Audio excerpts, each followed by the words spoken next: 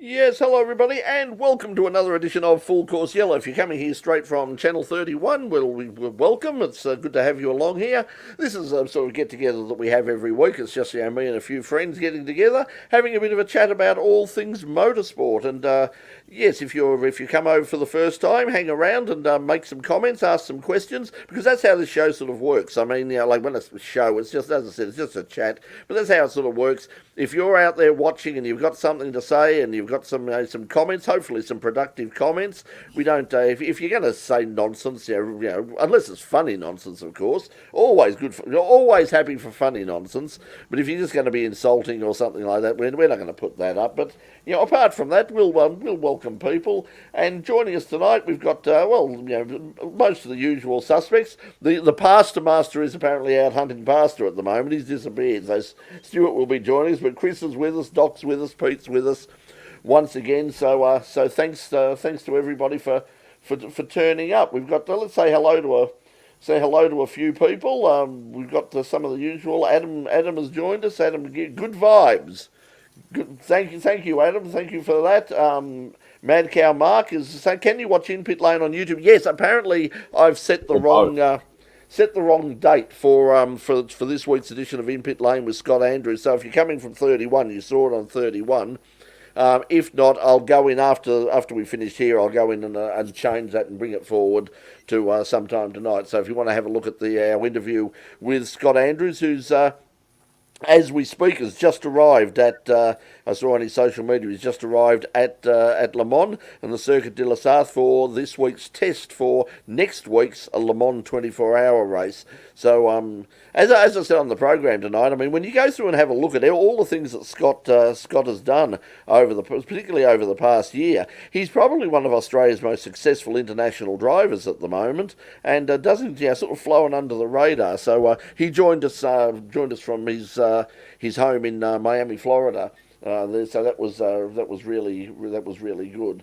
So yeah, Tony just saying, yeah, look, scheduled for tomorrow. So yes, I sort of messed things up there. So thanks, Tony, for pointing that out. Russell's joining us. Russell Clark. Good evening, inmates. Yes, welcome to all the fellow lockdown. Hello from cell block E. Yes, that's it. Now, I thought what we might do, because look, I mean, as you probably saw on the news tonight, it hasn't been the busiest time in the world of motorsport, and I thought what we'd do is, for a start, is we might go through and have a bit of a chat about this year's Formula One Championship, a bit of a sort of mid-season review, and as you can see down the bottom, we've got the sort of the points going through for the teams. Going to sort of take it in reverse order, as it were, and get some comments from yourself, from all of you watching, and also from the panel, from the crew here. About, who's done their homework at Headmaster? Yes. Well, let's find out. So we'll start. We'll start from the rear of the grid, as it were. We'll have a reverse grid, and just point out that we've got here our friends from Haas Formula One. Who currently they have no points at all at the moment. Drivers Mick Schumacher and Nikita Mazepin announced this afternoon. Mick Schumacher will almost certainly be staying with Haas for next year. No word on Mr. Mazepin at this stage, whether he and his money will be staying behind. But you imagine that unless the money is coming from somewhere else, that Mazepin will probably stay. But guys. I mean, let's having a look at these guys. Been very disappointing, really. In terms of where they're coming from. So, Pete, I mean, what do you think? Let's start with the drivers first. Nikita Mazepin coming with a lot of criticism. Has he been as bad? I think he's actually improving a little bit. What do you think? I think he's improving a bit, and I think Mick Schumacher will be one that, if you look at Fernando Alonso, he started with Minardi, and he wasn't that great when he started, but he's come up through the ranks. And I think Mick Schumacher will be one that does that. But I think, I'm not sure about Nikita Mazepin. The thing But about he's improving Is this his first time out? in Mazepin, Formula One. Is Yeah. yeah, both of them are in their debut season. I mean, Schumacher has. I mean, apart from the fact that obviously the name goes a long way to increasing his his popularity and his pull, and it's certainly opened doors for him. But the point is, he's certainly not without talent. I mean, he has won several championships, including his reigning Formula 2 champion at the moment. So, he does have ability. He's not just living on the strength of his name alone. Mazepin, on the other hand, does not have a good track record. I mean, he's had lots of incidents in his coming through junior formula, and he's done okay here and there. But I mean, he hasn't won championships. He hasn't done too much at this stage. So what would we give him? I mean, we're marking the class at the moment. I mean, Pete, So we're marking the driver or the teams? Well, or what are we let's going through in order? let's start with Mazepin first. I mean, what would you give him from sort of with A and with A plus being you gave us a boundaries of A to F was the thing, and I've done all my homework. I've got. there you go. Doc is very meticulous. Yeah, Okay, Doc, off you go. Every single driver, and gave him a Okay, rating. well let's just go with Mazepin at the moment. What have you given Nikita Mazepin? He's basically an electric vehicle, mate. I gave him an E. Oh, there you go. Okay, so he's an worse E than and an an F. Yeah, He's worse than No, there was no Fs, but he's equal on par with another particular driver, which will go unnamed at this stage. But he got an E. How did you guys rate him, fellas? Pete, what would you give him? I'd probably give him, compared to other drivers who have made their debut this year, I'd probably give him an F. An F. Chris? Okay. Yeah. I think an F is the way to go. And Yeah. Brett, yourself? Yeah, I would be thinking at this stage he's probably the dunce of the class. Unfortunately, he's Oh, he's got company. He can share that hat, but I'll get to that later. I think the greatest opportunity or challenge that Haas have had this year, particularly Mazepin, and you did mention Schumacher. They've got to be able to work together, not just off the track, which you'd assume they would be, because if they were just acting like schoolboys, like we are tonight to a certain extent, off the track and not working together and developing the team and the cars and the whole conglomerate of the Haas brand, they need to do it on the track as well, because it's been commentated a few times. Stop fighting each other on the track. Yes, you've got to beat your teammate first of all, is the number one rule, but you should also not take each other out or damage each other continuously or fight each other to the detriment of both yourselves. So I'm sure it's been dealt with a few times, but they still seem to be making those mistakes on occasion. So hopefully that for the future of the team itself, you've got to find that fine line on the track between dueling and detriment. Yeah, I think obviously inexperienced drivers. I mean, they're trying to make a name for themselves. They're trying to prove one over the other, and unfortunately, they're obviously going to make mistakes. But like I said, I think Schumacher certainly has plenty of potential. Whether Mazepin has, I'm not sure. Dave Stillwell's joined us, and Dave, we're talking about the Formula One and Haas, where everybody has sort of basically said, we're talking about particularly Nikita Mazepin at the moment. I mean, what's your take on Mr. Mazepin? Look, there's been a lot made about the millions upon millions of dollars that a young driver needs to crack even to get to the second or third step on the ladder on the way to Formula One, let alone the top rung. I'd reflect that in the case of the Haas Formula One team, we have two drivers that are there definitely because they've got significant financial backing behind them, but the backing's of a very different kind. Mazepin's there because his father is essentially a Russian oligarch. Mick Schumacher is there by virtue of the obviously the legacy of the Schumacher brand in Formula One, but also he's every step that. And again, I'm not talking about Mazepin, but talking about Schumacher, because Schumacher has done it the way that we would all probably reflect, regardless of budget. That's how you progress in motorsport. Schumacher goes to, German Formula 4, does one season, wins the second season, goes to International Formula 3, does a learning year, wins the second year, goes to Formula 2, has a learning year, and then has a victory season. Whereas Mazepin's there because his dad basically bought out the team. And it's not a nice scenario, like Lance Stroll, or to the extent of someone like Nicholas Latifi. Mazepin is a divisive character in the paddock. And I'd say that once the money runs out or Haas is able to find someone that's... Thank you, Mark. Yes, this is the short version. For the long version... once the money runs out or Haas finds another pay driver that can put money in the team and doesn't compromise the technical output of the team, that's the direction they'll go in. And I'd say that... So what would you give him? I mean, sort of, so we're grading them the schoolboys right now. I mean, so... A to F. A to F is the standard. I mean, what would you give him? I think anything higher than a D would be generous, because he's failed on his social etiquette. He's failed at, being a responsible human being. He's failed at being a teammate. He's failed at not sticking the car in the fence unnecessarily. Show me where he has excelled or has outperformed expectation.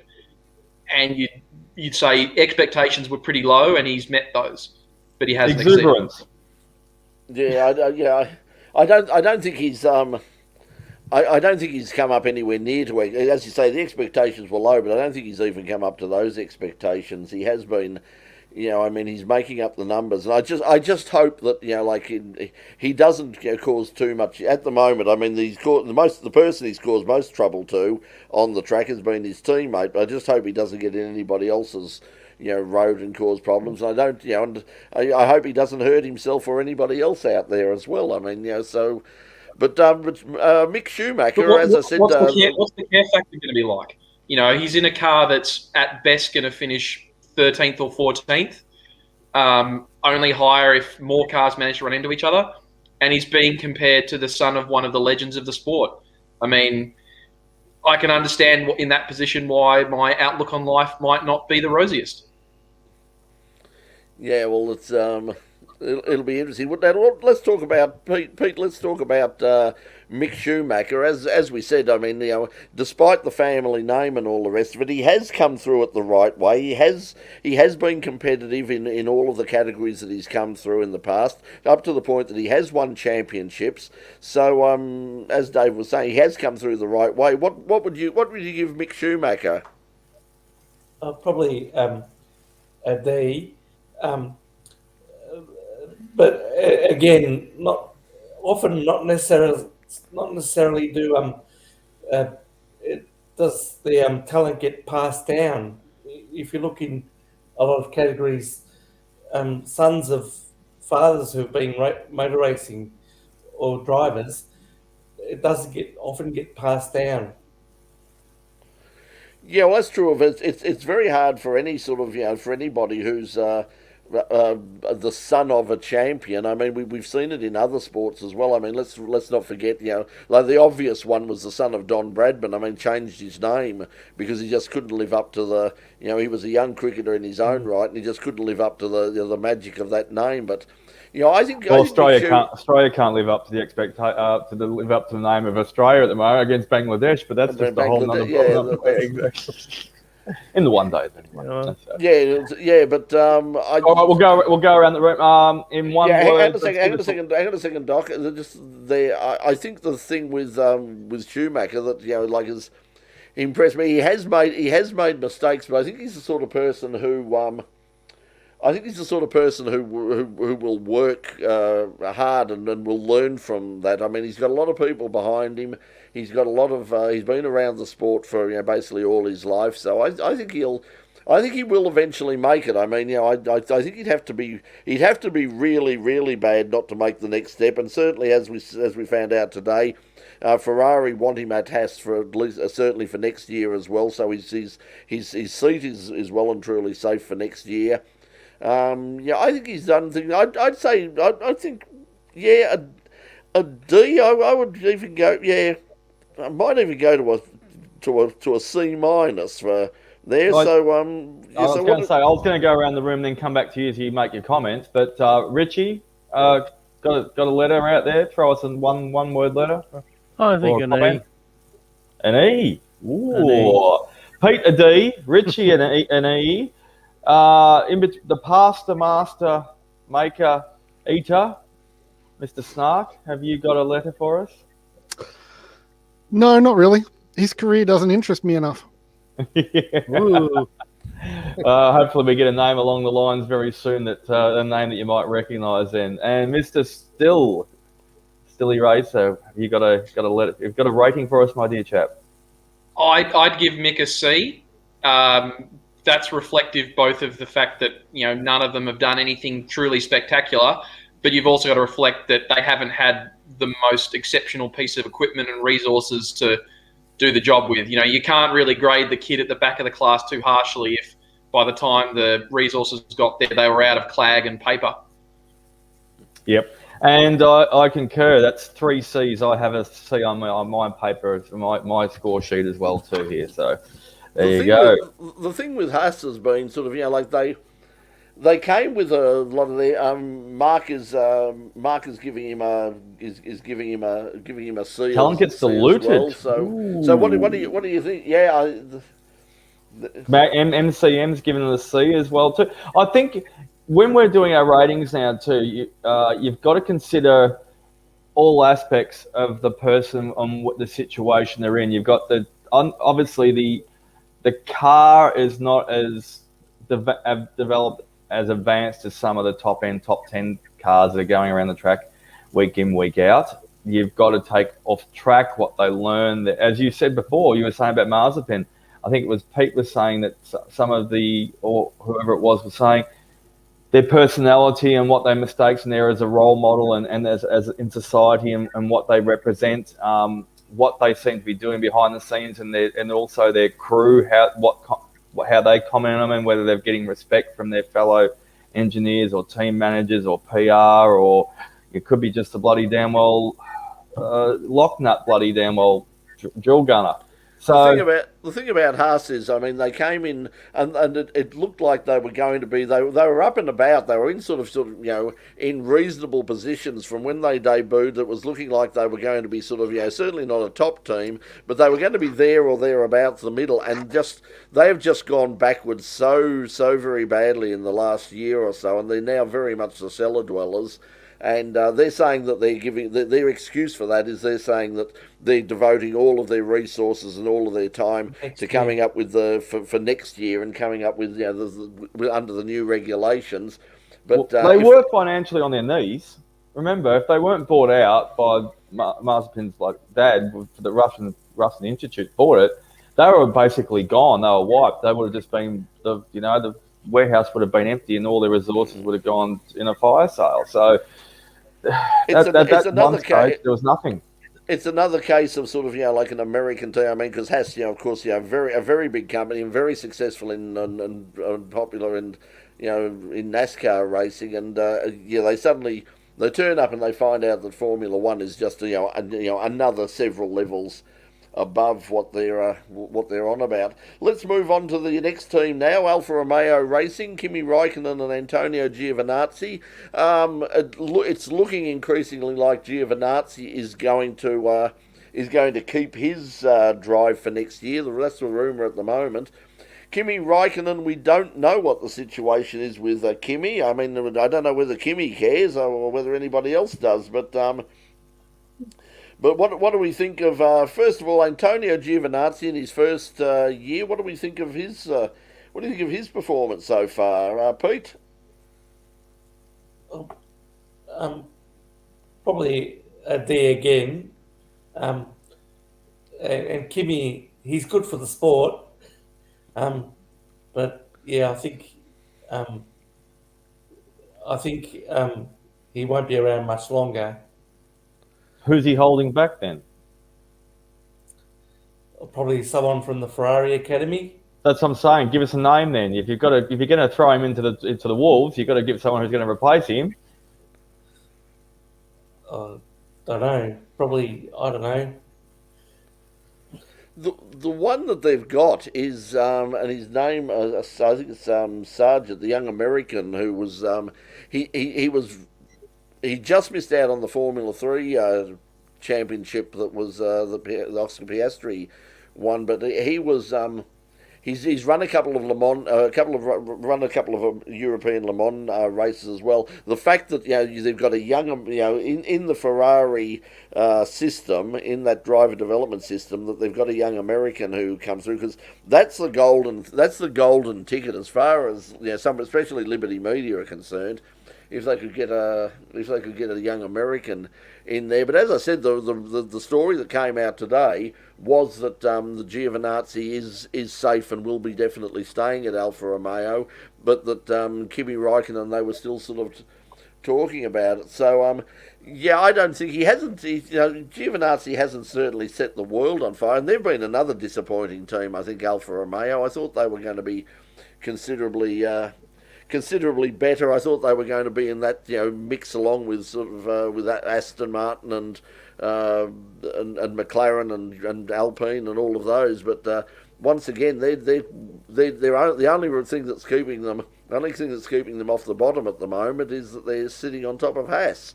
Well, they are a bit stagnant to a certain extent. They haven't progressed, like you said, Brett. However, they publicly said at the start of the season or last year, when they've signed Raikkonen and Giovannazi, that they were wanting that mix of talent between old and young.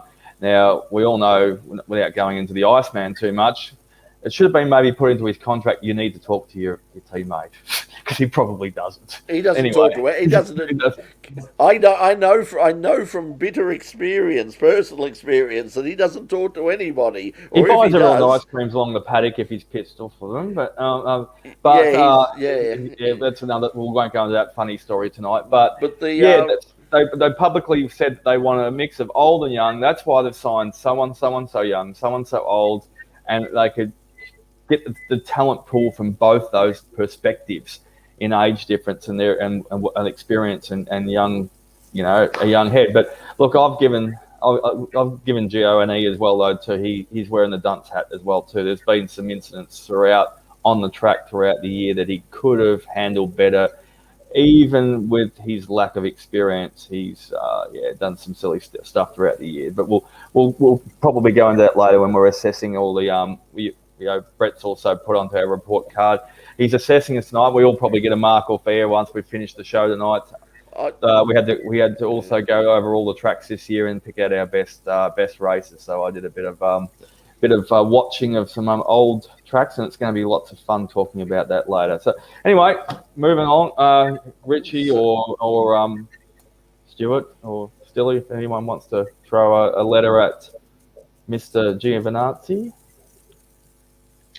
I'd echo yeah, I'm with Chris there. It's just, they've been given not a great resource to present, their ability and talent with, whereas, he hasn't really so much put a foot wrong in terms of, social faux pas like Mazepin has. But, when you're racing, someone who's in their 40s and you're being comprehensively outperformed by them, you got to question, what's the next step for Giovannazi? And we've got two, Ferrari feeder teams in the sense we have Haas and we have Alfa Romeo, or Alfa Romeo, Sauber. Where's he going to go to? Ferrari's locked up with quality. He's there by the grace of his financial backers. The thing about how much better can he do? So you put it right in perspective there, I think, there, Dave. The thing about him is, he's one of those. He almost flies under the radar. He hasn't done anything outstandingly stupid, but at the same time, he hasn't done anything really. Occasionally he's sort of he's there or thereabouts, but he's very hard to mark because you just say he's not an F. I don't think he's at the Mazepin level, but I'd give him a D. I'd give him a D. Pete, what's your? Yep, I What's would your give him a score? D. But also, Alfa Romeo, the team, has tripped over themselves quite a bit throughout the season. So Yeah, I'd give him they've been very disappointing as well. What about Kimi? I mean, Pete, what would you give Kimi? I mean, considering he's the most experienced driver out there, there are times when you see little glimpses of the old Kimi Raikkonen sort of pop up, and it's like no, he's sort of still got it, but what would you give him?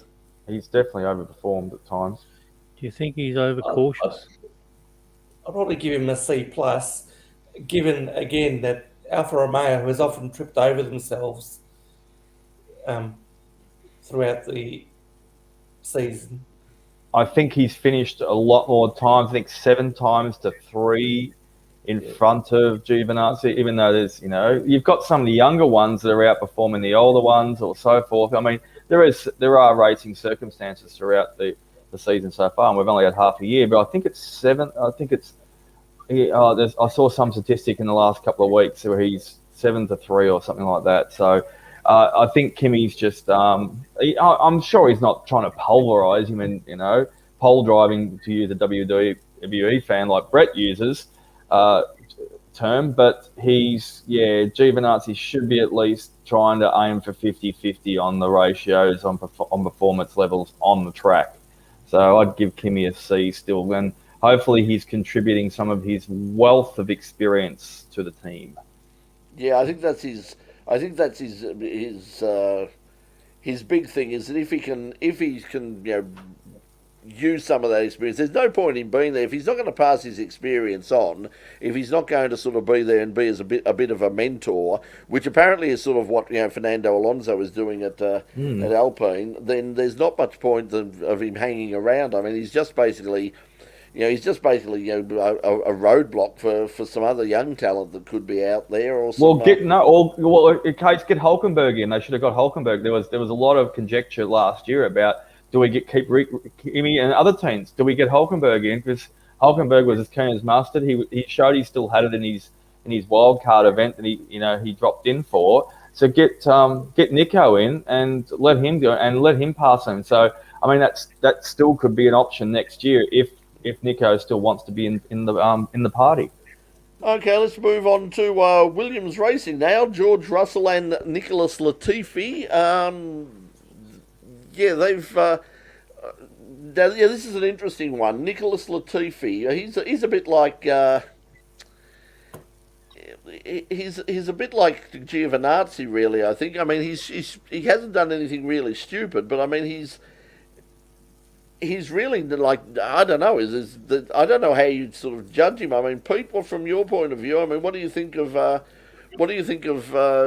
Nicholas Latifi's performances? I mean, he's obviously just there because of his money as well. But so, of the sons of rich fathers, I mean, is he sort of is he above the Giovannazis and the Mazepins and just below Stroll? He's above Mazepin. I'd give him an E.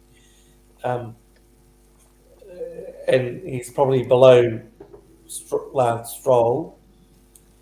But yeah, and he's had some, like the last Grand Prix, he had a good result, I think. Well, the interesting thing is, I mean, if you have a look at the points, I mean, he's actually ahead of Russell in the championship. Yeah. Only just, but on the basis of one really good performance. But I mean, we've heard so much about George Russell. I mean, he's the golden boy of the commentators. The master of qualifying, the Mr. Saturday Afternoon, the king of the matinees. But he's been qualifying well as well too.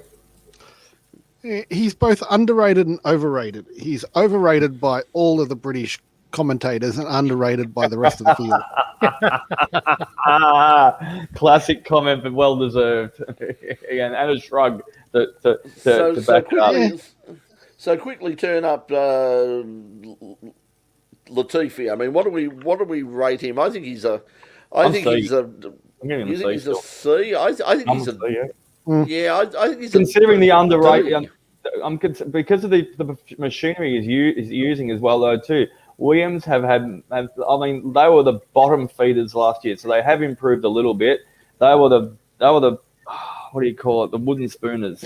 No one gave them any respect whatsoever last year compared to even the other teams. So Latifi, considering the underrated machinery he's got, same with George Russell, but George Russell has got a B in his bonnet because he's proven his worth in a real Mercedes car, the Silver Arrow. So, yeah, I think, as you said before, Sons of Anarchy, everyone's got a dog in the fight. I think he's respectfully held his place in Formula One. You don't hear any other drivers bagging the bejesus out of him as well too. So I think he's proven even though there's money there, he's actually worth what he's doing.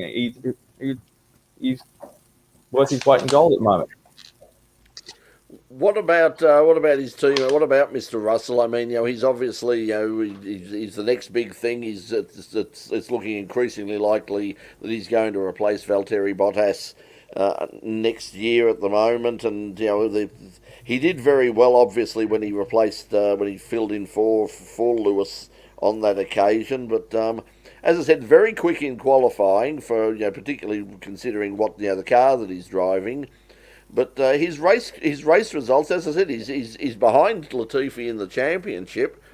Is the hype worth it? He's got the nickname Saturday Special at the moment.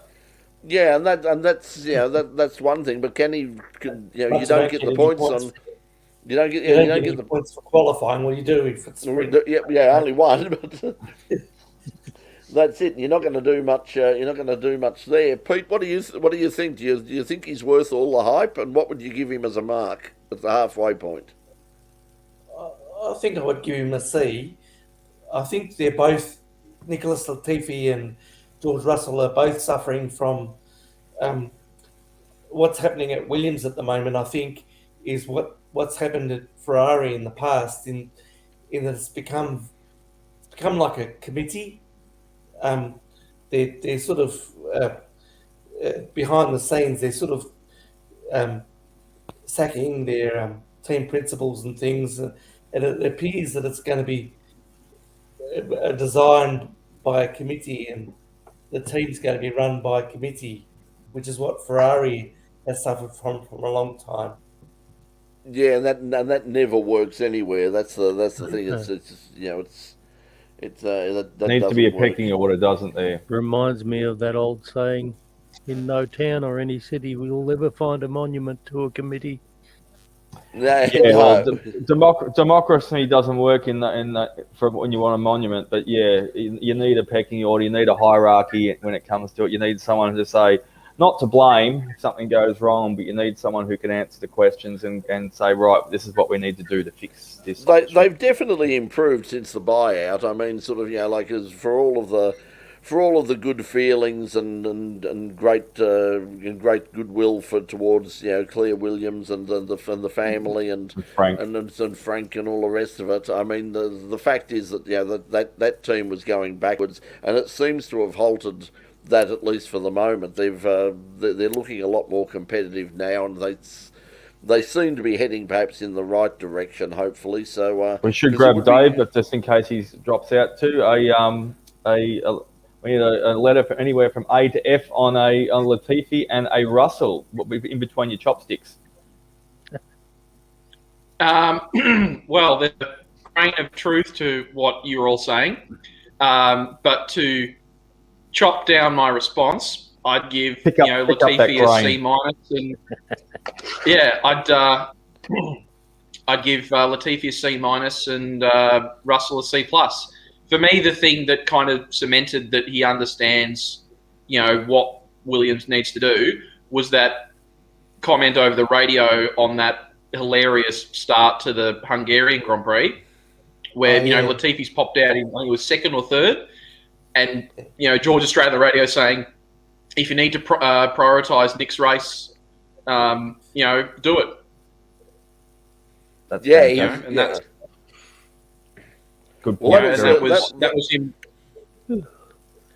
He's certainly very well respected from other drivers too. I mean, sort of, obviously, Hamilton, and whether that's whether that's any sort of PR or something is coming out, but Hamilton has given him there, but also props, but also Alonso has. And as I said, I've got a very high opinion of Alonso as a mind, as someone who knows the sport, and he's got a very high opinion of George Russell. So yeah, I'd say that George, I would say like a C plus would probably, if he could just become a bit more consistent and turn that. I mean, they have had some mechanical issues as well, but if he could just sort of get into those points occasionally, just the odd 10th or 9th or something like that, that would help out the situation. Just to expand on your remark, I think on Fernando, he's a giver, and second of all, I'd give George a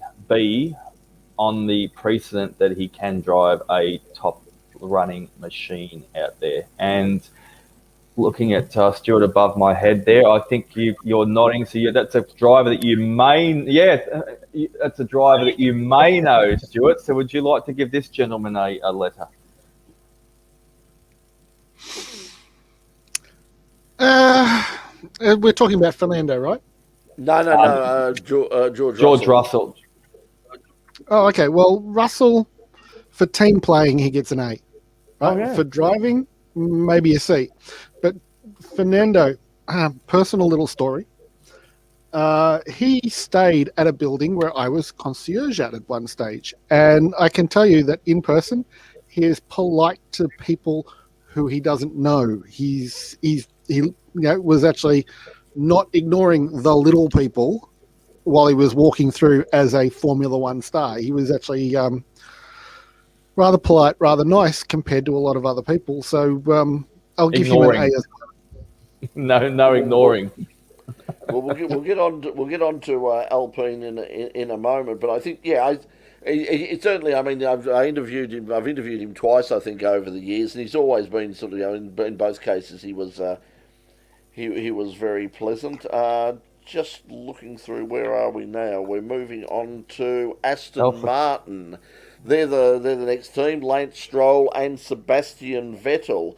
What do we think? Let's start with Lance Stroll. I mean, the son of the owner, and they gets a lot of flack. But once again, a bit like Mick Schumacher, he's not without talent. I mean, let's not forget he won the New Zealand Formula Toyota series years ago. He has shown some form at times, and I think he's matured a lot.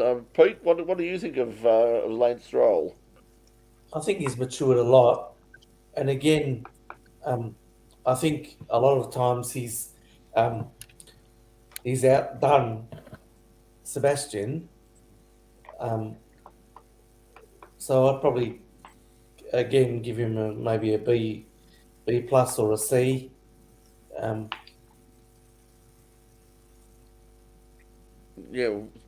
Which one? We'll put you on the spot. Which one? Or maybe B plus or a C. I was going to say it should be a B minus or a C plus. A little bit closer. Oh, sorry. Maybe a C plus. Yeah. Go on, make a dig. C plus. Yeah, C plus. C plus. Yeah, I think he's definitely. I think he's at least a C. Dave, what do you? I'm going to give him a flat B because he hasn't really put a foot wrong. And as Peter just said, he's actually outperformed. Well, he's outperformed Vettel on a few different occasions, and not just not in one way. He's outperformed in qualifying. He's outperformed in. I think also is he ahead of him in points as well though too? Or for he isn't ahead of him in points, he might be ahead of him. That he's finished more races ahead of him, but he's 1 point behind. I think, if from memory, along those lines. So, to be someone who's a multi-world champion and is still maybe just past his prime, he's still got. There's a little bit more fight in the dog left with Vettel, and he may have had a new lease of life this year. But let's not get on the Vettel too much. But I think Stroll has consolidated, and as you said, no disrespect whatsoever, and he doesn't seem to be he's another one of those ones that doesn't necessarily fly under the radar, but he's out there and he's respected by his fellow competitors. Okay, so He's the nicest son of a billionaire I've ever seen on television. Nice. Oh, okay, Yeah, that's a big Well, compliment. maybe that's just because he's Canadian. probably, yeah. You know, he's sorry. He's very sorry. It's like the joke that came around. I think it actually came from, of all people, Alex Lindsay on Office House, a friend of his, who just said had a Canadian who said to him, he said, we'll take over America, we'll invade, and we'll take over America one day, and then you'll all be sorry. So he's a very very polite young man. But I certainly the feedback that when he was competing in New Zealand, that everybody who dealt with him there said that he was very level headed. He wasn't throwing his weight around and saying I am the son of and I am a Richie. Apparently he was a pretty decent sort of a guy. I haven't had an opportunity to talk to him at any stage, but. He does come across as being pretty level-headed. What about Sebastian Vettel? I mean, is he another one a bit like Kimi, that he's just sort of like blocking up the? No, here we go. Here comes the Bronx cheers. Well, he can't win from anywhere else but the start of the grid. Right? If he doesn't top qualify, he doesn't win. And he's been proving that again this year with incidents that have happened trying to come through the field. He cannot do it the way other drivers do. I mean, okay, compare him directly to Hamilton recently. Blitz through the field without hitting anyone. When have you seen Vettel make it through a field without clobbering somebody's side pods? Never. Overtaking without hitting anything. I'm laughing because you watch it personally. Yep. And Lewis has done that with even with penalties. Yeah. I mean, Around. Yep. but I think I just don't know what I mean. I can see the attraction of having a name like Sebastian Vettel for your team. I mean, in terms of but I just think that he's taking up space that could perhaps go to somebody else, somebody a bit younger, and Seb could, I think it's probably time. I think it was time for Seb to hang up the helmet from Formula One, at least if he wants to continue. I mean, there's plenty of opportunities and increasing opportunities in the World Endurance Championship. I mean, there's one for a start. I mean, Sebastian Vettel back at Ferrari in a Le Mans hypercar. That could be interesting. Never happened.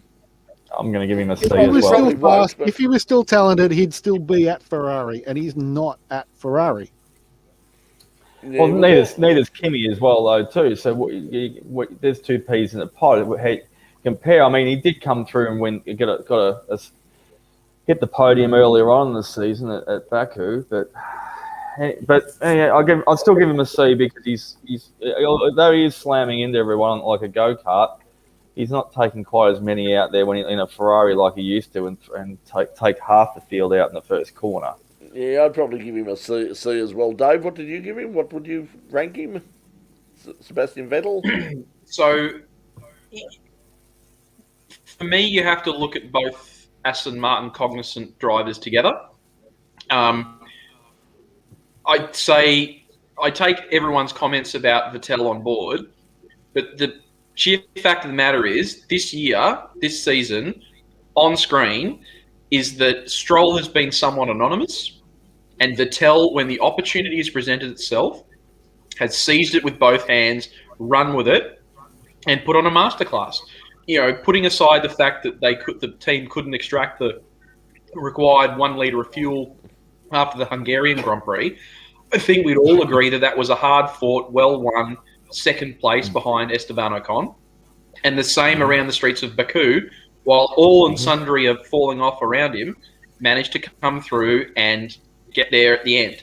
And that, I think, is the mark of someone who's been around the paddock and doesn't have anything left to prove, but knows how to do the good job when the opportunity presents. So on that basis, I'd say I would give Stroll probably a C+, and I'd give Sebastian a B-. Actually, no, upgrade it to a B. because of the work he did going around picking up all the rubbish at Silverstone Yeah, the rubbish. after the British Grand Prix. You environmentally you tree hugger, you good. Well, like I said, I don't know. I mean, as I said at the time. You going, Dave? You go. No, as I said at the time, sort of, when people were sort of, like looking, askance at what he was doing at that time, my only sort of, experience with Sebastian, sort of, going to press conferences and interviewing him and all the rest of it, is that, away from the track, he is actually he's a really down to earth and really nice guy, and I think he's copped a lot of. He's copped a lot of flack, over the years from a lot of people, and for exactly what Stewart is saying. What Stewart's saying is very much what John Hindhaugh has said about him for a number of years, from Radio Le Mans. That he's a front runner. That when everything's perfect, he gets in front, he stays in front, and he's good at that. If you throw him a curveball and conditions are a bit difficult and he finds himself stuck behind, he basically, he just says, I'll just stay here. So that is a criticism that that there has been of Seb over the years. That perhaps even though he won those world championships, he possibly could have won, probably should have won at least one more. So. There's a tradition of a lot of Formula One drivers going into IndyCar racing or then trying NASCAR racing. Vettel in NASCAR would be a moving target, and the crashes would happen around him. Again, the same thing. A lot of people. He cannot win from back. But think of the ratings. Yeah. Well, in Germany, that's about the only thing. The ratings would be positive, but. In Germany, they tried to boost the ratings with Danica, and it didn't work either. Well, that's true. Now let's see where we are. We got Scuderia AlphaTauri, Pierre Gasly and Yuki Tsunoda. Tsunoda started like a house on fire, and everyone was going, "Oh, how exciting this guy's going to be!" And then he sort of levelled off a little bit. I mean, what Pete, Mr. Tsunoda, what do you think of? How's he performed in his first year? He's been a bit hot and cold, hasn't he? Yeah, it's probably an E. Again. Not that bad. Yeah. Oh, you're a harsh man. You are. You're a harsh mate. I'm glad. I'm glad you weren't my teacher at at Dandy Tech or something. I'd have been. I mean, it was hard to go below F, and I certainly got plenty of those. So. But I'll throw a D out there. I'm happy with a D. I did a bit of, I looked him up earlier, and he's hasn't set the world on fire, but I'd still give him a D. He's a bearable pass. It is his first year. As I said, he's been hot and cold. I mean, there have been times when he really has looked the part. It's interesting today. He said in an interview today he's now moved to Italy, and he's saying he feels a lot more. He said he felt very much like an outsider in the team, and now that he's sort of moved to Italy and he's spending more time with the team and he's getting involved more, immersed in the team culture, he's saying he's feeling a lot more comfortable now, and he's got a better idea of what he's going to do. Dave, what do you think of Tsunoda? I'd echo your comments again, but for me, if I had to give him a grade, it'd probably be a C- on the basis that shows great potential, but needs to pay more attention in class, needs to listen to instructions and play well with others. I think, and again, you have to look at both drivers being given the same equipment, which was one of the other things that Tsunoda needed to learn, is that when you don't throw the team under the bus. Again, this is his first year. He's part of the Red Bull program. What's disappointing for me is that he will have had so much training as part of the Red Bull driver, progression program about, the way that you conduct yourself in interviews, the manner in which you refer to the team and the effort and the things.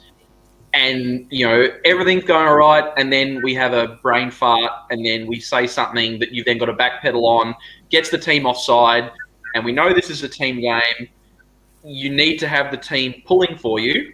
So the mechanics do the bolt up exactly the right tension, that you end up with the good service parts on your car and not the ones they go, well, you're being a bit of a dick. We're not going to give you the new stuff. Where it basically becomes, his comments become self-fulfilling prophecy. Again, I look at both drivers in the team by comparison based on the idea that they get equal equipment. So he's not doing too bad for a first year in the sport at the top level. If he was doing his first year at Haas or Williams or Alfa Romeo, would we have cared as much? Probably not. But he's at the Red Bull Junior team. So he's the next in the frame to, fill the seat alongside, or one of the next in line to fill the seat alongside Max Verstappen. I'd say he's got at least 2 or 3 years, taking all the blots out of his copybook before he'd be in the frame to fill that in. And now, obviously, that Honda won't be an engine partner, the emphasis on having a Japanese driver involved in the program will kind of fall off. That could be the thing that he could be a one season wonder if at the moment, because as you say, once Honda have gone, that takes that unless there's money coming in the back door through somewhere else through Japan, that could be the other thing that takes away. When you consider how many sort of how much young talent is in that Red Bull development. What about Pierre Gasly, Pete? I mean. He's on occasions he's done very, very, very well. Probably a B,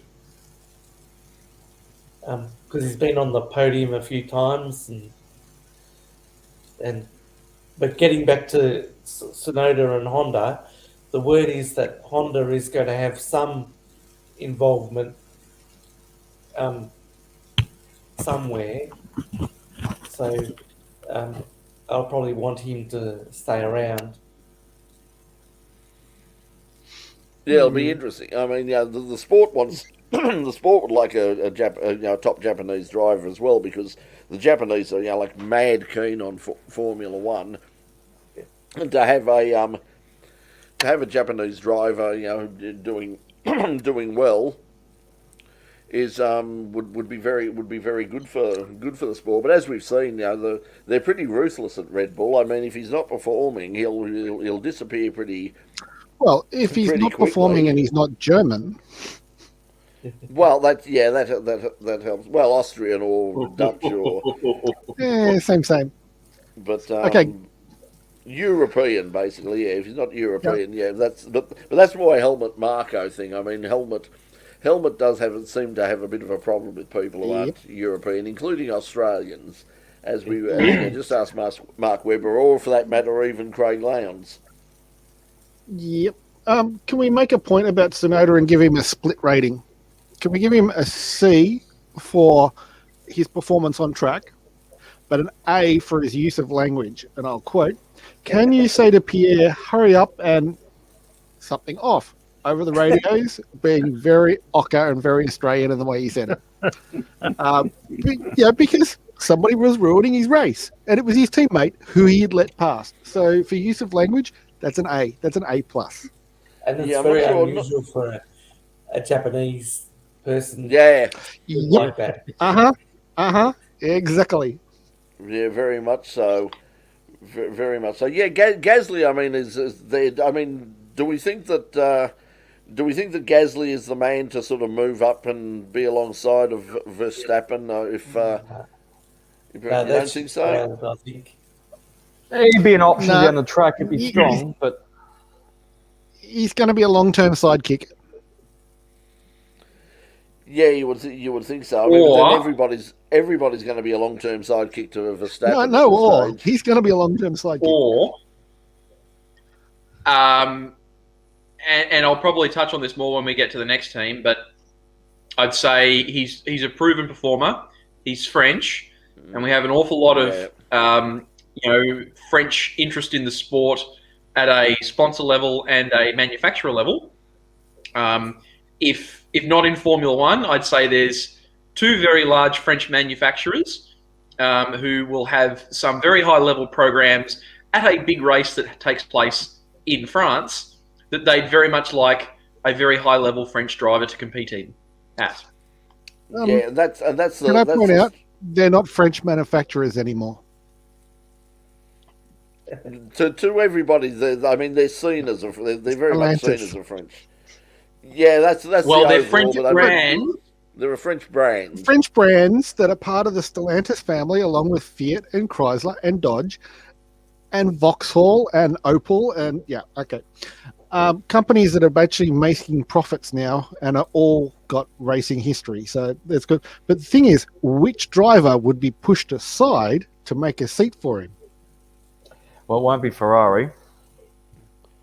Well, No, out of the But French that's what I'm just teams. about saying. You've got Well, okay. well, I mean, Perez, let's have a Perez look. is still making.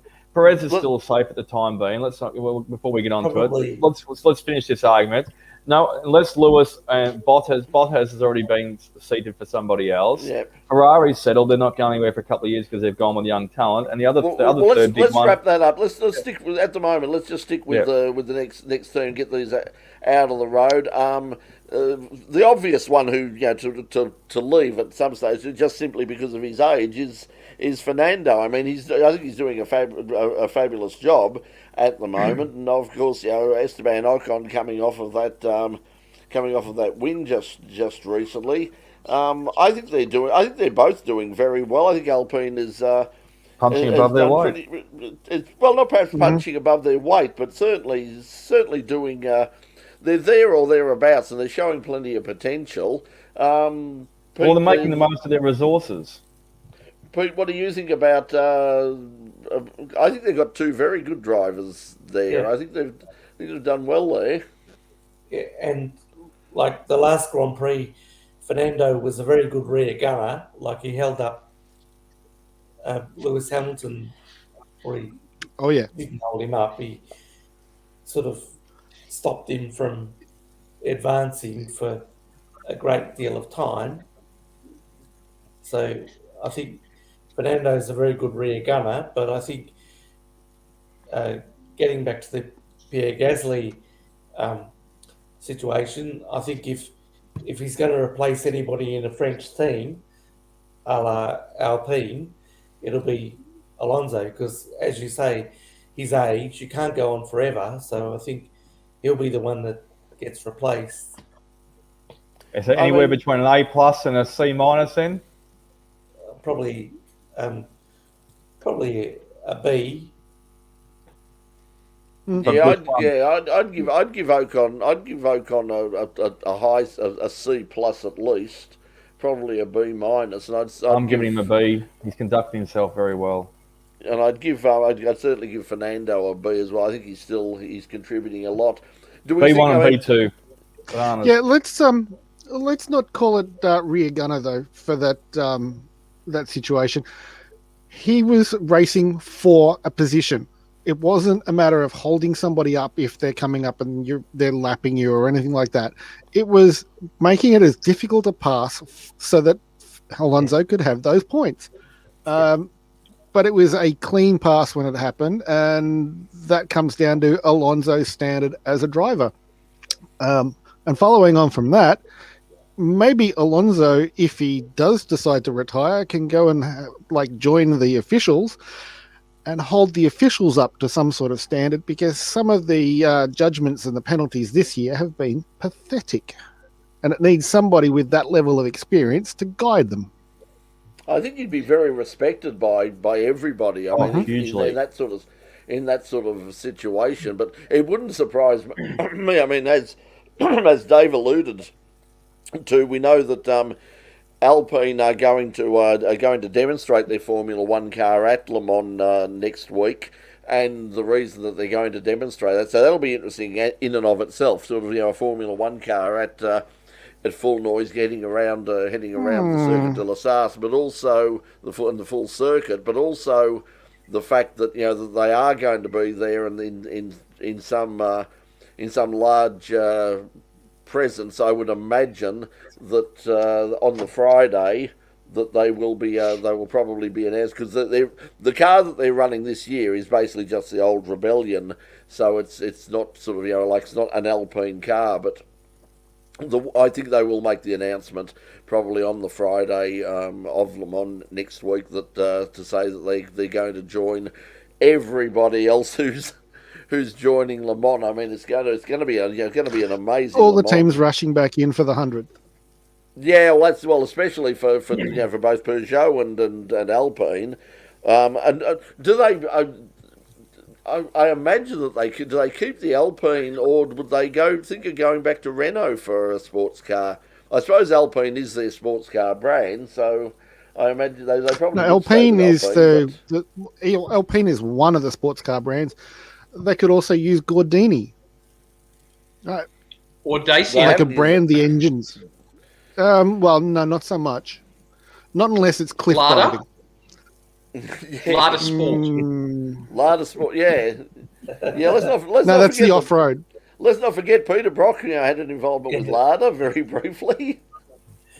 Very In briefly. Lada, hard I'd rides like- you.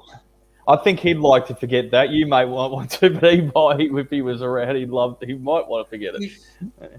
If I may contribute on the two Alpine drivers, I think Ocon I definitely have to give a B+.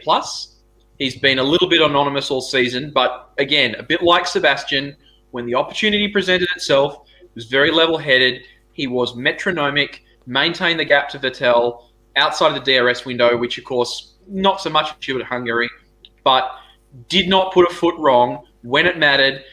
And the biggest tragedy for him from that race is because there was so much racing going on elsewhere in the field, and he wasn't putting a foot wrong, it'll be the race of 2 hours worth that we'll know that he was on screen for about 4 minutes of. That's it. He was there And, at the start and there at the finish. and then Alonso, I have to give a B+2 for as well. Again, has put on some storming drives in equipment that we know is not at the level of the teams in front of them. But again, when that opportunity presented itself, on his birthday no less, didn't decide to throw up the elbows and ruin everything. Put on a masterclass. And kids, if you're boys and girls, those of you who want to know how to race effectively at high level, look at what Fernando did. That was within millimeters of being over the line, but it was all legal and it was fair play and play on to Alonso.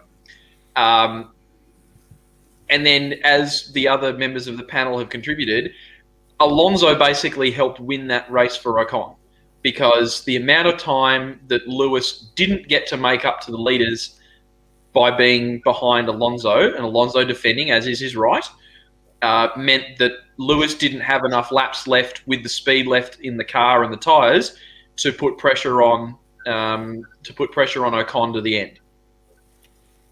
Yeah, it was a great drive by both of them. It was a fabulous meeting for Alpine.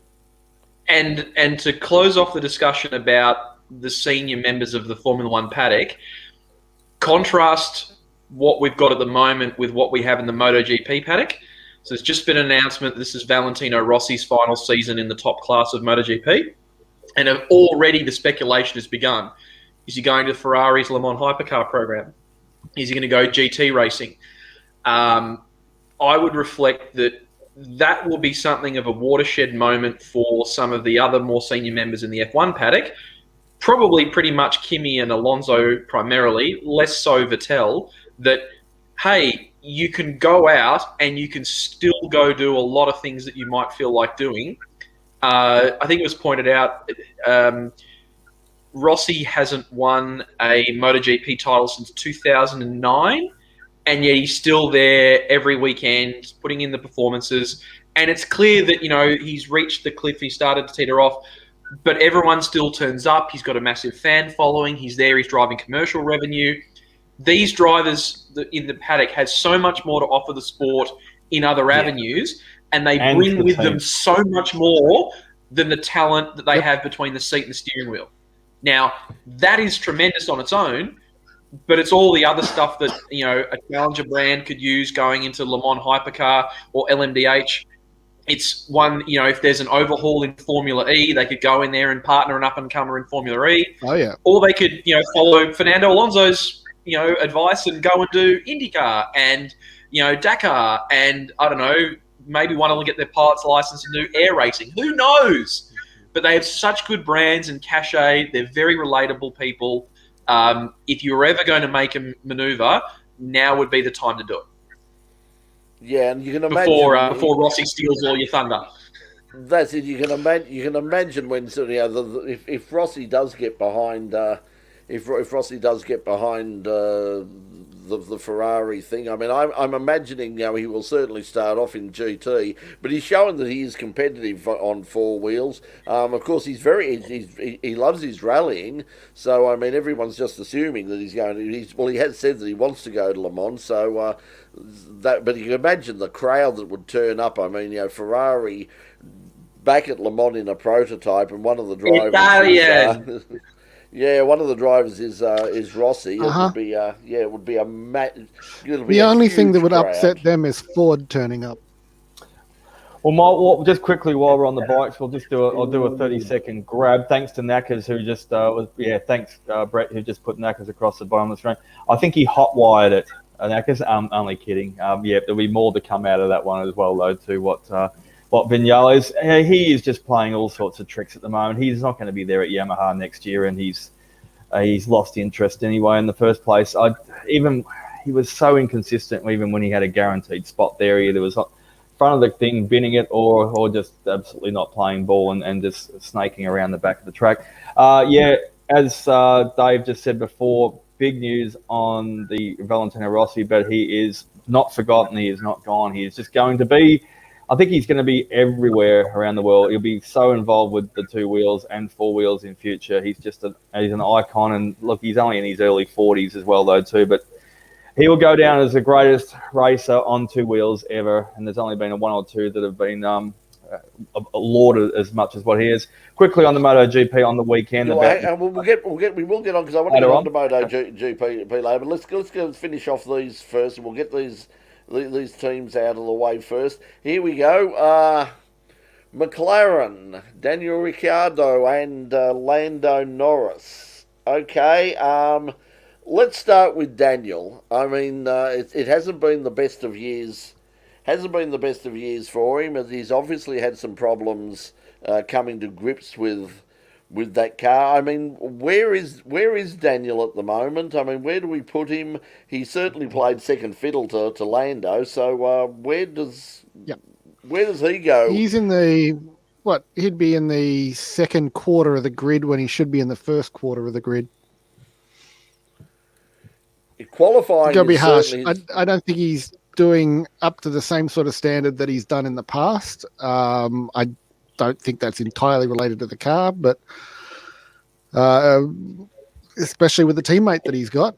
I don't like the fact that he's openly talking about sort of the post Formula One. Like I'm getting into business, I'm getting into the fashion thing, I'm getting into brand, all the rest of it. That sounds to me like a guy who's looking towards the end game already, and that this hasn't worked out the way he really wanted it to, and he's starting to lose a bit of interest in the thing at this stage. Pete, what do you think? I'd say that's a bit harsh, Brett. He went through this the first year at Alpine, as it was Renault, as it was known then. Is that he spent almost his entire career, and I think I said this on last week's or the weeks before show. Yep. He spent his entire time in that Red Bull Academy, Red Bull pathway. Used to driving cars that were built around a certain ethos and design philosophy, because as much as we say, Red Bull and AlphaTauri are two different teams, as many parts as are legal and as much information as is allowed to be shared between those teams, they will be sharing that information. He then drove, what was clearly the second best car in the field for, 4-5 seasons. And managed to pants Sebastian Vettel, that we all rate quite highly, and put up a reasonable fight against Max until the tide turned at the top level of the team. Had a rough 2019 at Renault. 2020, putting aside the coronavirus stuff, definitely was firing on all cylinders. He's made another change again. He's changed from a Renault engine to a Mercedes engine. So the powertrain's completely different to what he's ever had experience with before. Again, another completely different design ethos for a team that's had 2 seasons previously with the driver that's now their number one driver. So it's a very different environment for him to come into as opposed to what he came into at Renault. So I'd certainly say I agree he hasn't performed as we would have expected, but has he performed as much as he would have expected? I'd say he's close to where he thought he'd be, but I think he'd preferred it. I think he would have had more good days than he has had so far. Pete? I think he's a D. I'd rate him as D this year, but I expect him to come up further next year when the car will be built more around him and Lando together. They'll in the same team. They'll be this year. The car has been sort of developed around Lando because Lando's established, and not so much Daniel. Yeah, I think he's been disappointing this year. I wouldn't go as far as giving him a D, but I'd certainly give him a low C. I just don't think. I mean, Mark is obviously not a fan. He's giving him an F and maybe an L for loser. That's pretty harsh from Mark, but. Yeah, I mean, I really think he has. I was really expecting big things from Daniel with the move to. I thought he would, certainly be far more competitive with Lando. Yes, Lando has more, experience in the car, but and Lando is clearly a talent. But yeah, I'd be a bit disappointed if I was Daniel at the moment, and. I hope he comes back. I mean, Formula One needs Daniel. He's a breath of fresh air in Formula One. We know he's got a great personality, and he's a terrific guy, and he's very well respected by everybody in the paddock there. And it would be, and I'd keep my fingers crossed. But I think on this year's performance, I'd have to give him sort of, probably a D. I had him for a C this year. He's just, he's had a few failings, but. Yeah, there's been a lot of excuses bandied about, but don't they all when the teams are trying to support their driver and say they're better than what they are? So, I'd be offering him a C plus with some teacher's notes that he probably needs to add some all bran to his diet because he needs a little bit more regularity. Yeah, I think he's one of. I think he's Metamucil. I think he's the classic. Yes, a Metamucil. I think he's the classic. The boy has potential. Keeps you regular. Harder. Yes. Yeah, we should be expecting him to be P5 through P7 every weekend. Digestive biscuits are on special this week. Yeah. But anyway, let's move on now. And then I give Lando a B plus. Yeah, Lando. We didn't. Actually, we're going to get back to Lando. Before we can move on. No, I'm going to throw an A at him. I reckon he's outperformed the expectation. Mm-hmm. He's been on the podium enough. Lando has done well. I'm giving him an A. I'm sorry. I'm not being harsh, Tony P. I'm saying credit where credit's due, considering the machinery he's got, the teammate who's I'm sure Daniel's been very helpful. He's not one of those kids that's no, you're not. It's my play lunch. He's probably saying no, I can help you with your play lunch and some pocket money as well though too. I'll share the cheese or whatever it may be. But I think I'm going to give Stuart and I think we're on par for once in a blue moon. We're both A's on Lando. B plus. B. You're still rating him higher than we're both rating him higher than everybody else. Yeah. Yeah. Richie? I think you'd agree that Lando, while he's clearly outperformed Daniel, the fact that the team is sitting on the same number of points as Ferrari speaks to that Ferrari has maximised their opportunities when they presented themselves, and they tried to limit their number of bad days.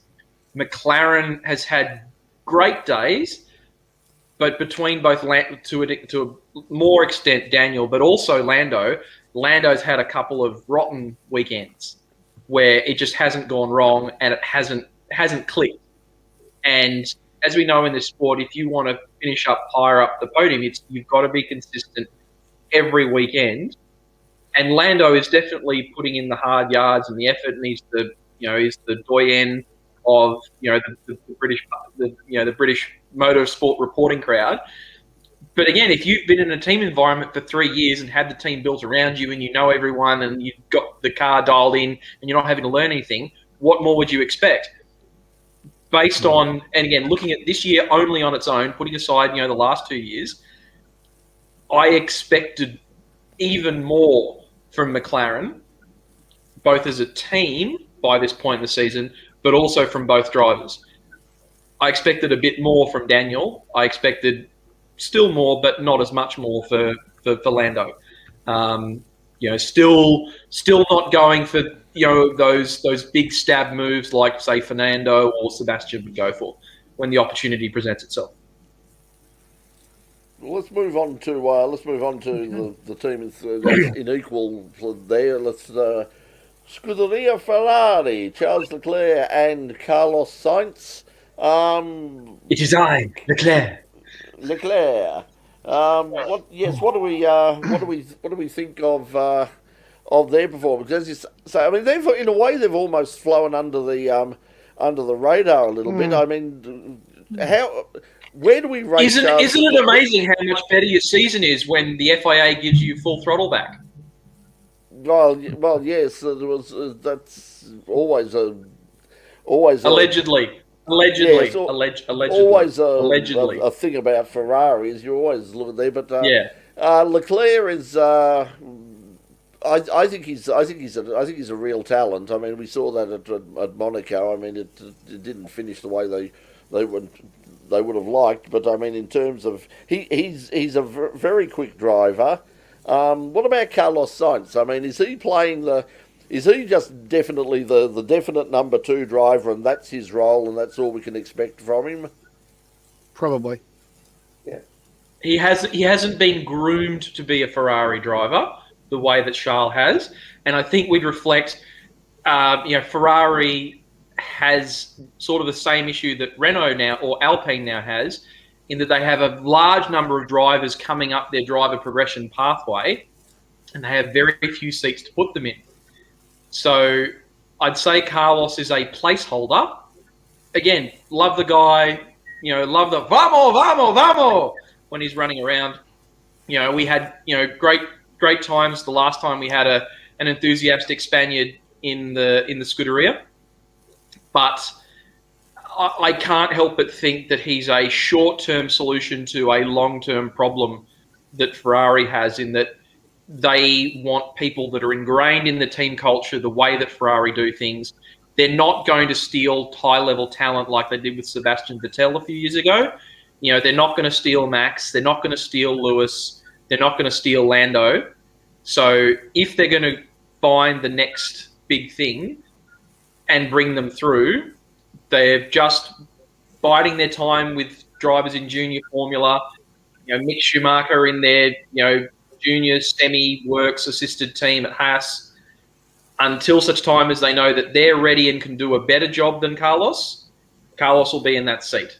As soon as one of the prospects shows a better chance of delivering on the results the Scuderia want and matching it to Charles, but also not affecting Charles's results, Carlos will be out. And I'd be fairly certain that Carlos would be aware that that is the environment that he's in and the manner with which he's been recruited. A similar situation that Sergio Perez finds himself in at Red Bull. Yeah, that's what I was going to say. We are assessing the drivers a bit. Oh, this is obviously what we're looking at right now, going over every single driver, but we are critiquing the team as well at the same time, since we won't be going over that. The cars are going to be better. They are not up the standard of what the Silverado or a Red Bull is at the moment.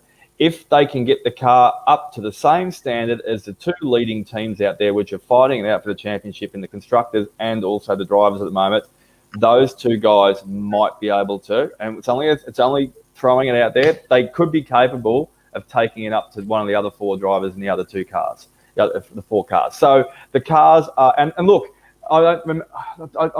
countless times last year, I remember Ferrari, statement after statement, press conference, presser after presser, saying the car's not up to scratch. We're looking at next year. We're looking at the year after. But the car's not up to scratch. It's not, the power plant's not strong enough. Very Italian. Domani. I know.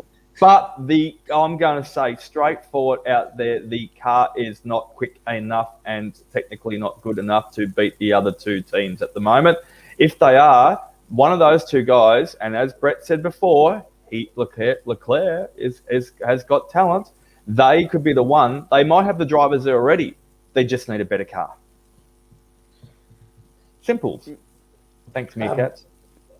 Getting back to the original question, I think that's the reason why Sebastian was let go, because he wasn't willing to be a number two, and in trying to be more than a number two, that's why he was. Yes, the car was skittish and all the rest of it, but that's why he was going off the track. And I think Carlos Sainz is a better number two. I think eventually he'll want to be a number one. I don't know how long he'll put up with playing second fiddle. I think he would be. I think Sainz will be, if he wants to stay in the Ferrari, it would be an excellent person to move over to that hypercar program.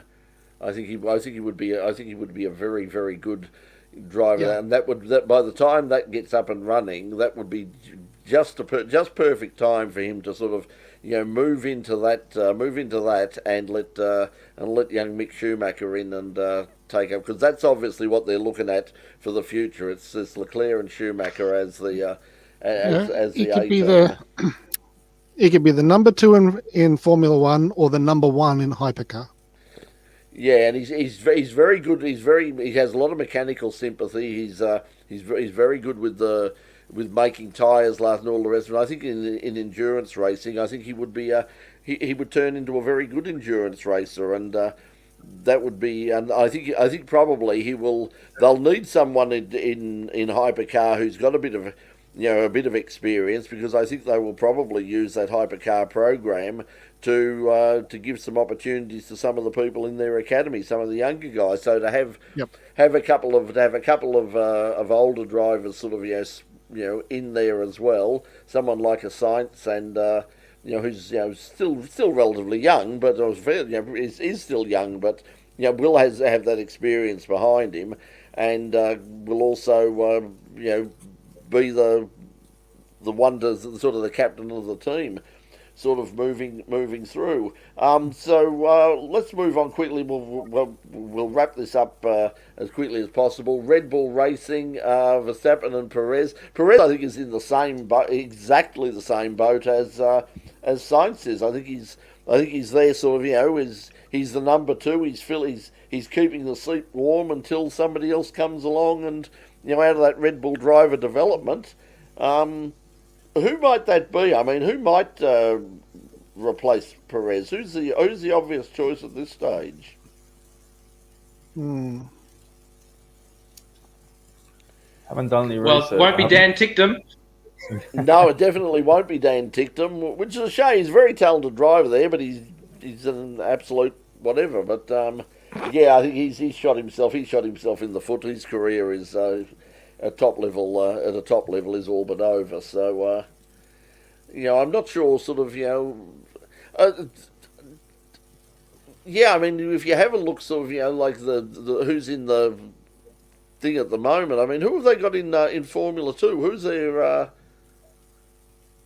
Who's their driver in Formula 2 at the moment? The fact that Oscar I can't Piastri. No, well, now Oscar's obviously coming through Alpine, so Alpine, sorry. yeah. So I'm not sure. So there's nobody sort of putting their hand up. There's no one sort of like banging the door down to get in at this stage. I mean, they've moved sort of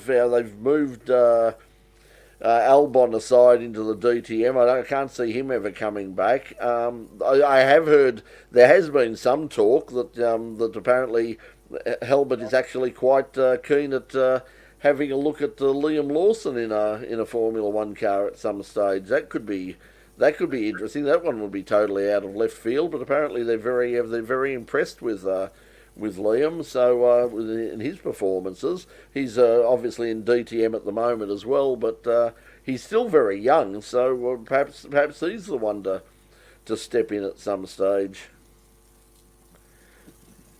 But Max Verstappen, I mean, what would we give him? How good is he?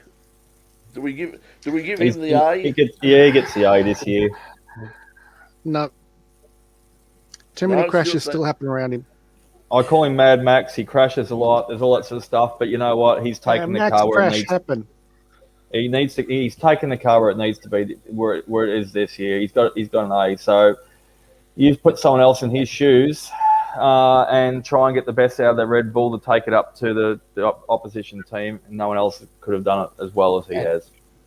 And big picture, it's a long time. We've had intra-team rivalry, but it's a long time since we've, pardon me, had an inter-team rivalry. So,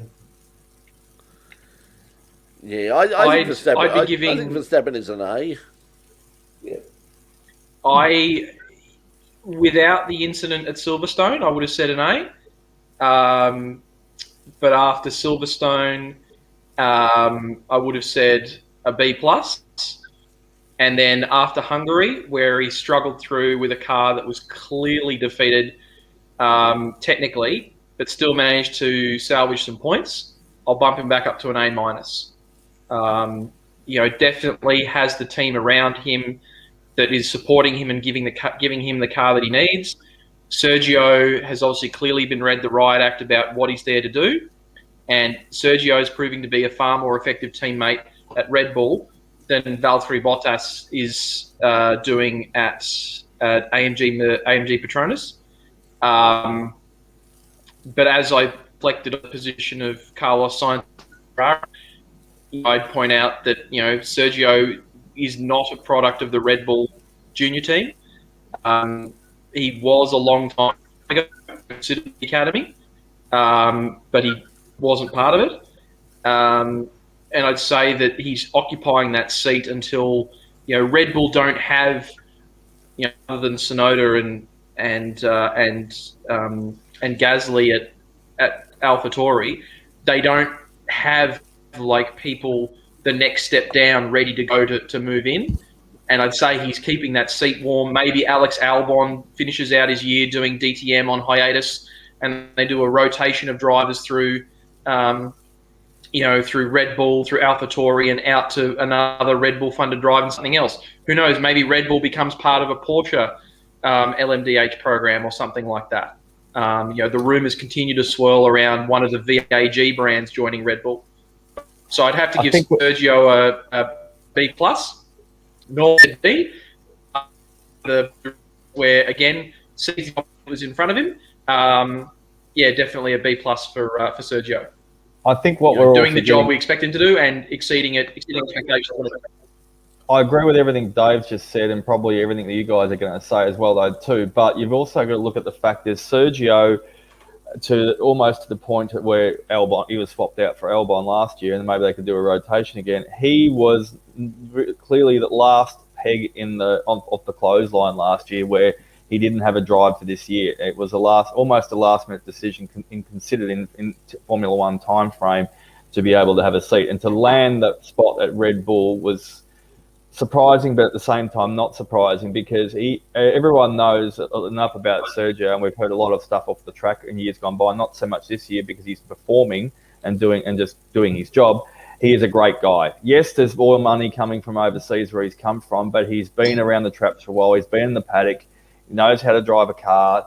He's never done anything stupid and all like that. He's very respectful from all the things. He's a great personality. He's an awesome ambassador for Red Bull or for any team that they would.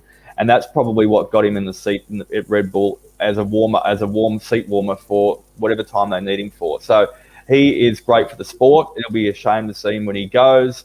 I'm not trying to pump up his tyres, but he is what he is, and a great guy out there. And I hate to quote Maverick right now, but he's a great wingman, and you want him on your team if you want him as your backseat driver at any stage. So, and everyone's also said last year that he did not get that seat at Red Bull, and obviously it was lucky it was plumb at the right time at the right place. It'd be a shame if the sport he was lost to the sport for the time being, maybe slightly gone too soon. So. And he's done everything right this year. Yeah, I think he's the ideal. He's the ideal number two at this stage. I mean, obviously, Verstappen is the main focus, and he's playing that role to perfection. So I think he's pretty much doing everything that's asked of him. So for that reason, I'd certainly give him a B plus. And of course, I'd have to say I'd give. I think an A minus for Verstappen, simply because of those occasional mistakes and those lapses of concentration where sometimes he does trip himself up. But he's obviously a great talent, and it's just great to see that at the top of we've actually got a fight this year, which is true. Let's just move on to our last team, of course. Valtteri Bottas and Lewis Hamilton, Mercedes AMG. Valtteri Bottas, I mean, can anybody make any case at all for him to stay at that team next year? He can. I think Valtteri Bottas makes the case for him to be there next year. I think perhaps Hamilton might, because he doesn't want anybody more competitive. But he hasn't sort of panel beaters from other teams, maybe. Yeah. So what would we give Valtteri? They want to get rid of him too, do they, Stuart? What do we give him at this stage? I mean, he's not a failure. He's not an F, but I mean, I couldn't give him any more than a C minus. I only give him a C as well too. I gave him a C. That seems to be the there. Now, what about the controversial one, Lewis Hamilton? Really, people. I've dropped him to a B. You dropped Hamilton to a B? Yeah, and you know why? Because, okay, it's not his strongest suit, but Lewis Hamilton this year, I had a look at a statistic. He has, and I'm not just comparing this to Max Verstappen either, even though he's just ahead on points now after the last race, has led something like had the least number of laps of the Grand Prix. I mean, yes, he's come through the field and he's had his challenges, and he's had his long run throughs and that, but he has, I think, laps led for this year is extremely low. So he's only just got it right at the right time and etc. So yeah, I think Lewis is not Mr. Consistent this year, and it may be because he's actually got some competition. Mm-hmm. Yeah, can't argue with that one. I think the thing with Lewis, though, I think that he's shown okay, he didn't make it past Fernando. I mean, but when you look at some of where he has come from behind, and won races that everyone says that no, he's got no chance of getting up. If he finishes in the top 4 or 5, if he gets to the podium, he's doing well, and he actually gets through and wins. Shows the quality that he's got as a driver. I mean, whatever you think of him personally, and I know he rubs a lot of people up the wrong way, but I think he's clearly still the class of this field. So I'd be giving him the A plus, and he'd be getting the elephant stamp from me. Pete? What do you think?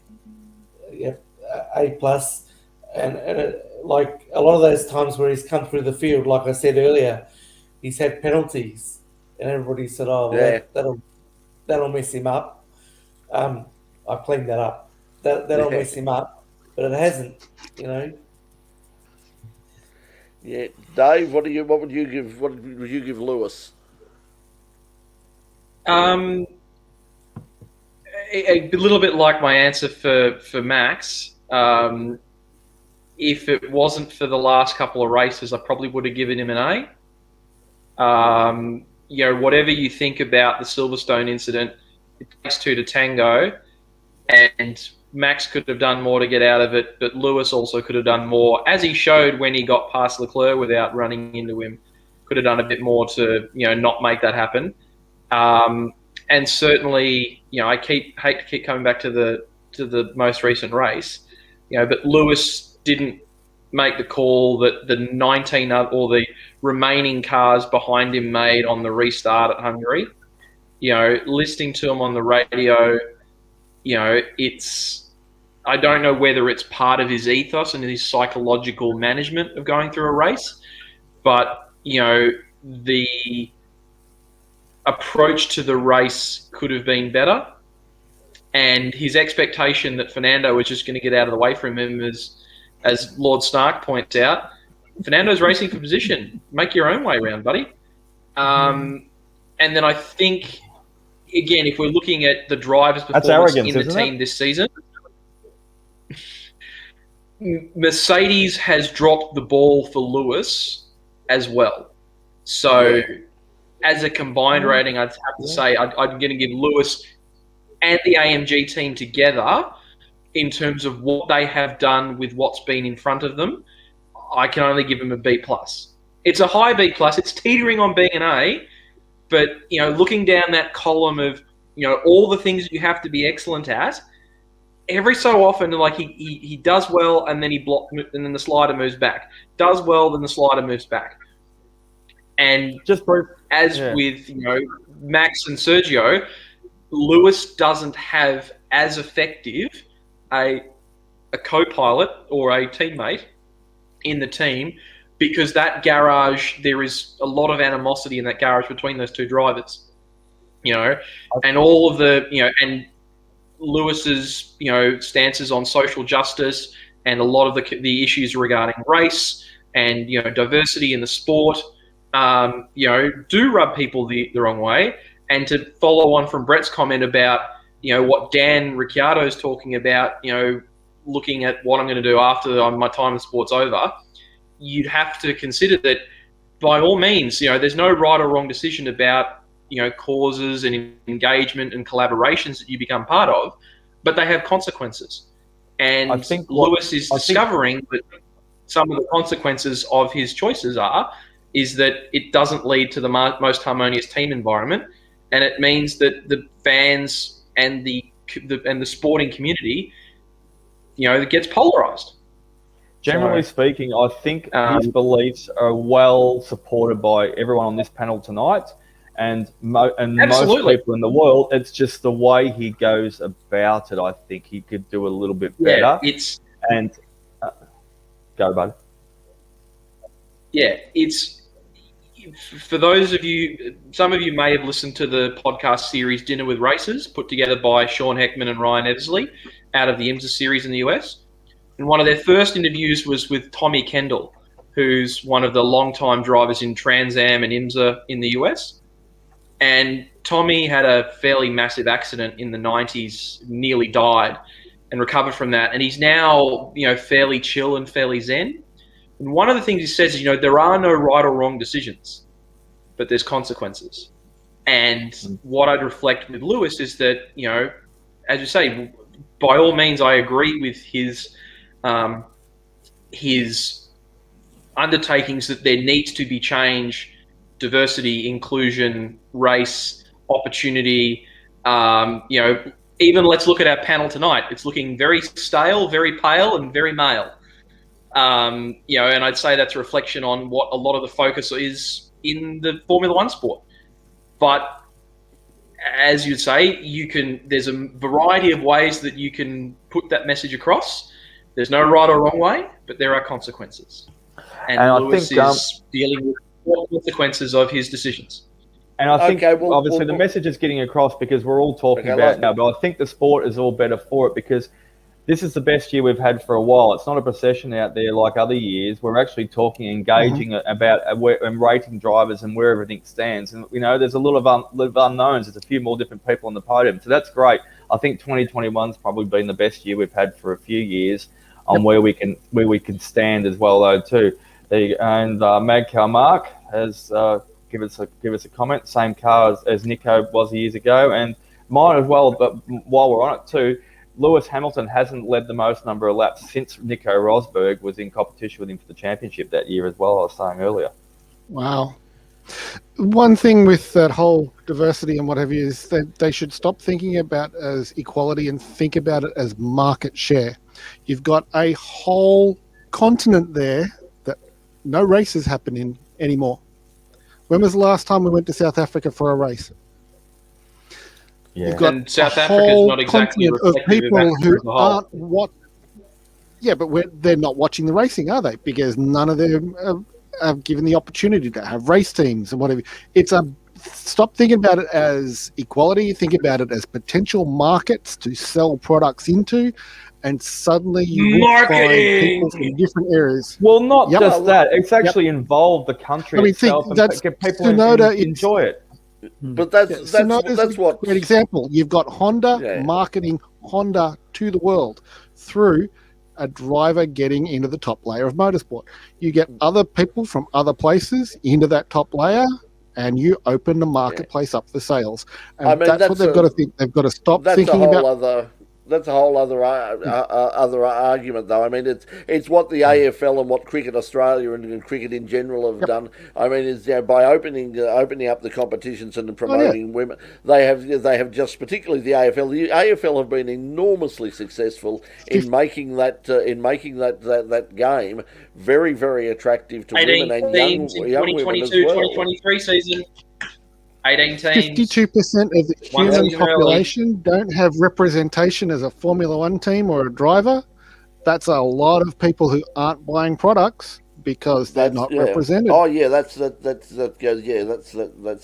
Yeah, Used to be an old GM saying. We haven't answered one question though. You gave us, Brett. Car of the year. Who wants to? Anyone else? I've got one. Okay, let's go around quickly. Pete, we'll start with you. Car of the year or team of the year so far? Red Bull, actually. Red Bull. Red Bull? Yep. I'm going to go McLaren with apologies to Red Bull. Dave? Red Bull, because it's quite clear that they focus their development energy on 2021 as opposed to Mercedes. And I think Ferrari will surprise next year because I think their energies are focused on developing a car to a whole new set of regulations, not the current ones. That's it, Chris? I'd pick Mercedes, mainly because they've been a consistent performer for quite a number of years. Stuart? Well, as you can see by my background, my choices are different to everybody else. So I'm going for the Alpine because I think it's the prettiest. Fair enough. It is, and I think they've done very, very It's a well. But visually there you go. impactful one. I would Is that the car or with the colour scheme? I would All go the with. above. I would go with. I would certainly go with. Personally, I'd be going with. It's car. I'm just thinking it's hard to separate the car and the team. I'm thinking Mercedes has made a few mistakes, but then so has Red Bull along the way. But I was going to say Mercedes, but I'm probably thinking closer to Red Bull now myself. So I'll say. I'll say Red Bull. Gemini's saying Red Bull as well. But I think Honda. I think we. And you give us one more bit of homework. I did some studying on this extensively. An hour and a half of videos I did of watching these. Best race of the year. Spain. Okay, quickly. Spain, Pete? Yep. Yeah, I'd go for Spain. I think Spain. Azerbaijan, Baku on the street circuit. That was a cracker. I'm going to have to agree with Doc on that one. And that's surprising and scary for everyone. Because that's twice in one night. Twice in one night. Scary. But have a look at all the tyre failures, all the incidents. There was a close competitive racing towards the end. Anyone could have gotten the podium. It was just fanfare everywhere. So it was a cracker race. Okay, Chris. I think Stuart may have commented on an earlier full course yellow earlier in the year. Yeah. Hang on, Chris. Have you got a race of the year? I think Azerbaijan is the winner. Azerbaijan. Dave? I think the Baku Grand Prix was certainly Formula One's 2014 Bathurst 1000 in terms of how it panned out. But for me, it's got to be Hungary. Like, to have a first-time winner, have Fernando Alonso firing on all cylinders, to have Lewis Hamilton, charging through the field, to have Sebastian right up the front, to have the Haas and the Williams going at it for 11th place. That was a race. That was really a race. Yeah, I think overall the season has been, especially under the circumstances, has been far more entertaining this year. I think it's been really good, and we've got we've got races still to come. How many we have and where they take place, we're not 100% sure at this stage. But either way, I mean, it's we're having a bit of a break now. That break will, of course, be filled next week by Le Mans. Remember, this week, the Sunday, the test at Le Mans. No video coverage anyway, but if you want to catch up with what's happening over at Le Mans, Radio Le Mans on Radio Show Limited are the only place where you can get coverage of the test day. It's really sort of part of the tradition is sort of spending the week with Radio Le Mans, and then I think the only place that you can actually see it in Australia sort of legally is if you pay the ACO money and get the app. So that's what I'll probably Can you get Eurosport through Optus still, or? No, Eurosport has gone from Australia. It's gone completely. It's just a quick shout out on MotoGP. 3 quick ones. One, congratulations to Jorge Martin. Winning the last MotoGP last ride. Fantastic. Ride. He was in the satellite team, even though it's supposed to be a factory spec. But congratulations, well done, mate. Start to finish, and he's still got his wrist injury. I won't go into details on how he got that, but he's been struggling with it for a few races. 2, Jack Miller, stay on the bloody bike. Stay on the bike. That's 2 in a row. You're going to be helpful. You don't give up going to your sister's wedding in Australia if you're going to stay over in Europe for the off season. If you say you're going to go in a world championship, stay on the bike. When you get to that point, give Casey Stoner a call. He used to be in it early for his first year or two. He'll give you some advice on how to stay out. 3, a huge shout out to Loris Capirossi. He did an amazing job with that. Fortunately, great incident that no one got hurt in between Danny Pedrosa and Salvadore. So there was fuel everywhere. There was bike pieces everywhere. Loris Capirossi got down on the circuit, totally cleaned it up, got the street sweeper out, got the brooms out, did a lot of that. And he's an obviously MotoGP rider. Thank you very much, Loris. And you should have got more commendation for getting that track back up the scratch, where not one rider felt scary about going around that circuit afterwards. Yeah, it was an interesting race, and it was well done by Jorge Martin for a great performance. Terrific race, and it looks like Suzuki that the traction control or the suspension. Yes. The anti-squat, whatever, it worked. There's no doubt about that. So the rest of that season is going to be very, very interesting as well. Hey, listen, we've gone. It has been a much longer show than we had probably planned. So thank you to those who stayed with us. I am now basically unable to move from. They have been sitting down for way, way too long, and I'm in an enormous amount of pain right now, and it's got nothing to do with the vaccine this afternoon. So thanks everyone for joining us. Quickly, karaoke is still illegal in the Western world. China apparently today have banned karaoke over there. Has got any connotations towards any? Thank you, comrades. Thank you, China. China number one. Thank you for that. Yeah, karaoke. It is, and yet here we all are singing for our supper tonight. Yeah. How was yours? Quick rating, Dave, tonight. Have yours quick rating somewhere there? You don't. Well, I couldn't rate it tonight because I did buy it last night, but I do. Yeah, I did have leftovers, but. I'm a bit disappointed with myself. I ordered some Xiaolong Bao, or the Shanghai pork mini buns, but I ate them all last night, so I didn't have more tonight. So I'm going to give myself an F because I didn't save enough the next night. Well, I'm about to... Did you just say ated? Yeah, he did. Yes, did you just say did. I ated them. Okay, well, in that case, you get an F for English then. He gets an F minus. He just downgraded himself. Me fail English? That's impossible. He just F'd himself. Yeah. Okay. I've seen you do it. Yeah, I think on that note, I think we shall say goodbye. And on that bombshell, You just effed up. Next week on the program, we'll have a look at. We'll probably be right in the middle of qualifying for the Le Mans 24 Hour at that particular time of night. So we might have a look over there and see how that's going, and we'll also catch up with. We might have a word next week about Peter. I didn't have time for Peter Adderton tonight. We'll give it to Peter Adderton, or I'll give it to Peter Adderton next week. So everyone loves giving it to Peter.